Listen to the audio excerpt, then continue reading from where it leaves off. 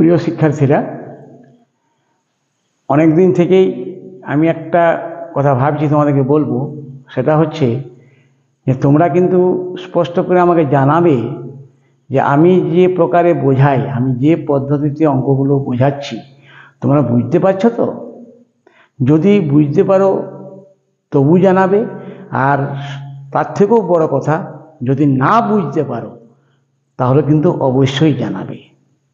আমি আমার তরফ থেকে আরও অন্য কোনো পদ্ধতিতে কিভাবে বোঝালে তোমরা সেটা বুঝতে পারবে, তোমাদের ভালো লাগবে, আমি সেই চেষ্টাই করব। তো সে যাই হোক, ভিডিওটি শুরু করছি। তবে ভিডিও শুরু করার আগে তোমাদেরকে আমি আমার তরফ থেকে, আমার চ্যানেলের তরফ থেকে অনেক অনেক ধন্যবাদ, প্রীতি, শুভেচ্ছা এবং অভিনন্দন জানাচ্ছি। শুরু করছি আজকের অঙ্কটি। এই অঙ্কটিও কিন্তু ওই ত্রৈরাশিক নিয়মের একটি অঙ্ক, এবং সেই অঙ্কটিতে বলা হয়েছে যে একটি যন্ত্রচালিত তাঁতের ক্ষমতা একটি হস্তচালিত তাঁতের ক্ষমতার 2 × 1/4 গুণ বটে। আর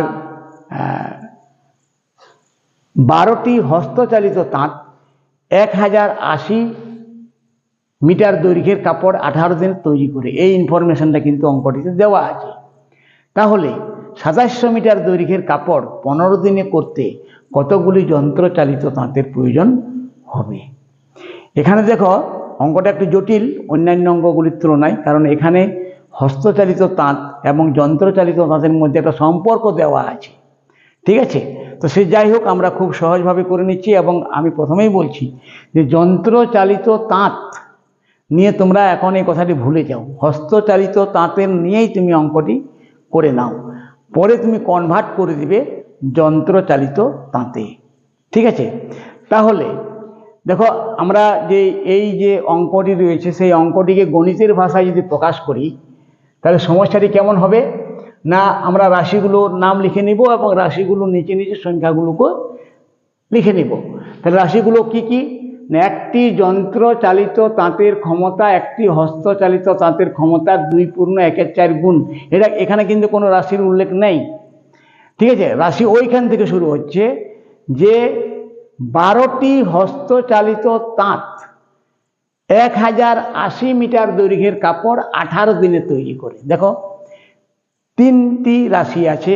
প্রথম রাশিটি হচ্ছে হস্তচালিত তাঁতের সংখ্যা 12, এরপরে আছে তাঁত, মানে 1080 মিটার দৈর্ঘ্যের কাপড়, মানে কাপড়ের পরিমাপ মিটার এককে, এবং 18 দিনে মানে দিন সংখ্যা।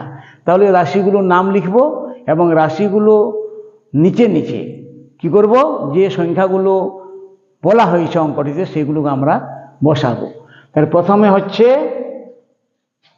হস্তচালিত তাঁত, হস্তচালিত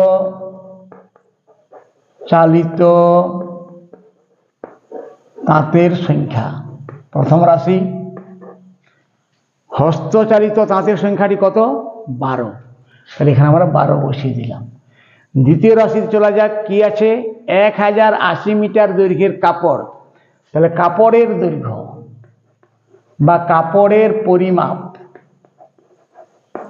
কাপড়ের পরিমাপ এটা হচ্ছে কিন্তু মিটার এককে, মিটার এককে।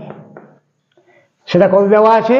1080 মিটার, 1080 মিটার। এবং তৃতীয় রাশিটি রয়েছে দিন। এখানে হচ্ছে দিন, দিনের নিচে আছে 18।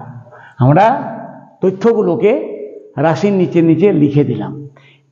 এটা হচ্ছে মানে উপরের তথ্যটি। নিচের তথ্যটা কি না, 2700 মিটার দৈর্ঘ্যের কাপড়।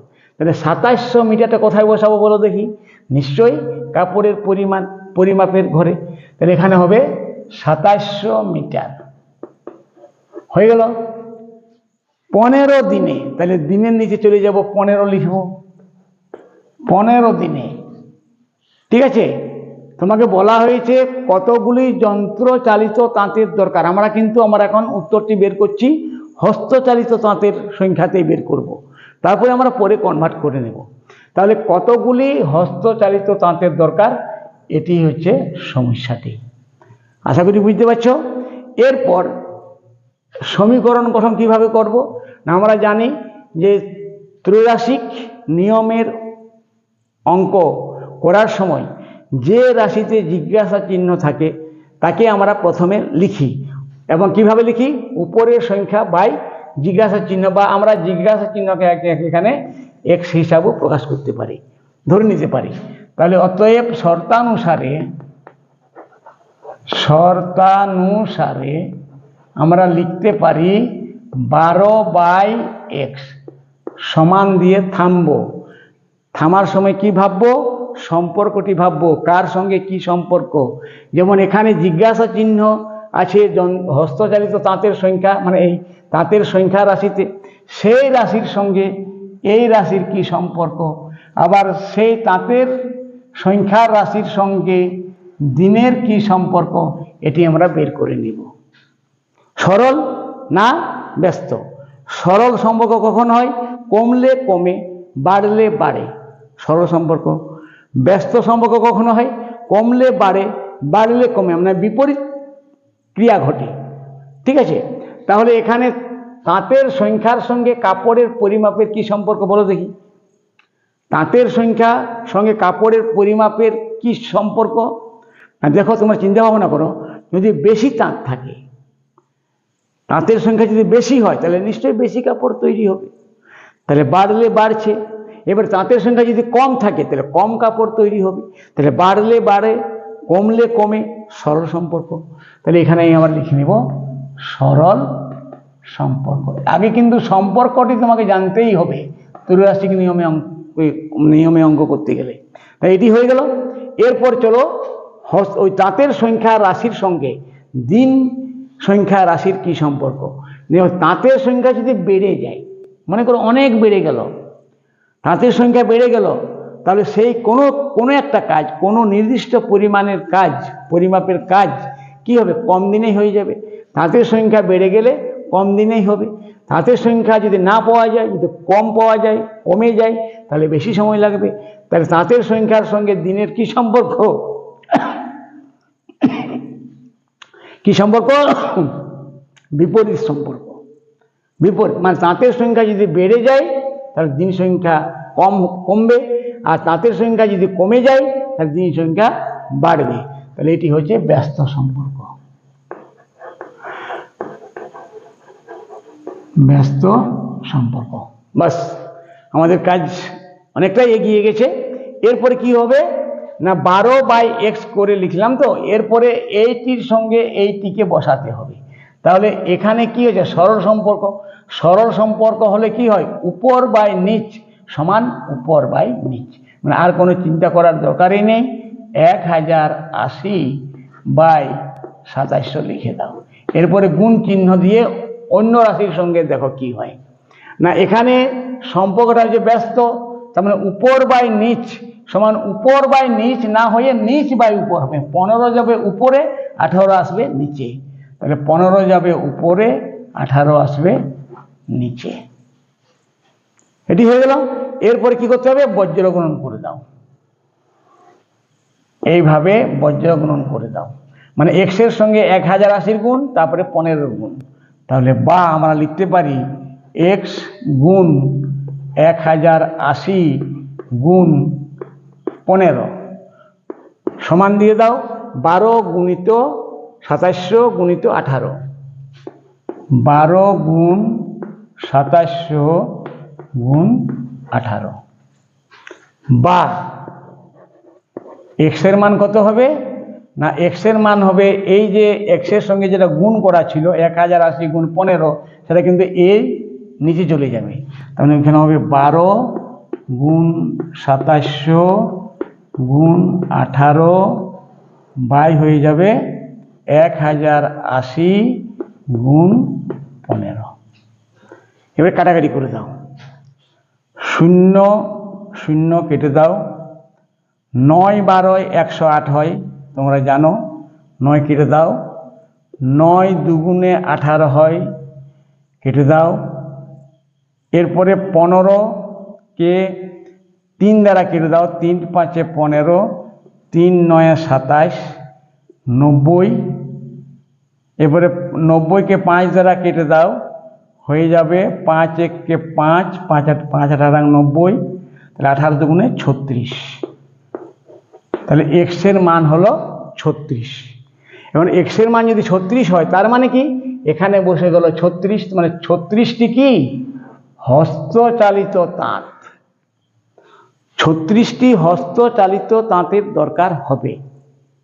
কিন্তু তোমাকে চেয়েছে কি যন্ত্রচালিত তাঁতে চেয়েছে, হস্তচালিত তাঁতের সংখ্যায় চাইনি অঙ্কটিতে, চেয়েছে যন্ত্রচালিত তাঁতে। তাহলে এখানে সম্পর্কটা যেটা দেওয়া আছে যে একটি যন্ত্রচালিত তাঁত এর ক্ষমতা একটি হস্তচালিত তাঁতের ক্ষমতা 2 × 1 = 4 গুণ। তার মানে আমরা বলতে পারি এখানে একটি যন্ত্রচালিত তাঁত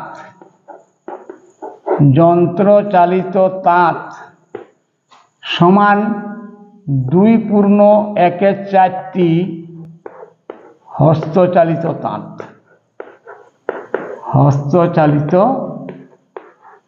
তাঁত।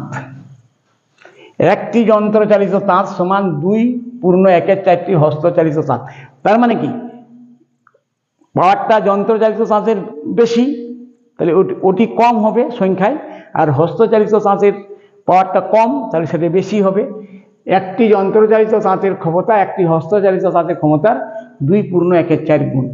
তাহলে আমরা উত্তরটি পেয়েছি কি 36। সেই 36টা কি হস্তচালিত তাঁতে, তাহলে ওটাকে যন্ত্রচালিত তাঁতে কনভার্ট করে নাও। তাহলে আমরা বলতে পারি যে 2 × 1 = 4 মানে 4 দুগুণে 8, 1 9 4, তাহলে 9 4টি হস্তচালিত, আমি সংক্ষেপে লিখছি, হস্তচালিত তাঁত সমান একটি যন্ত্রচালিত তাঁত। তাহলে একটি হস্তচালিত তাঁত সমান কয়টি হবে? দেখো 9 4 যেটি সেটি কিন্তু অপ্রকৃত ভগ্নাংশ বটে।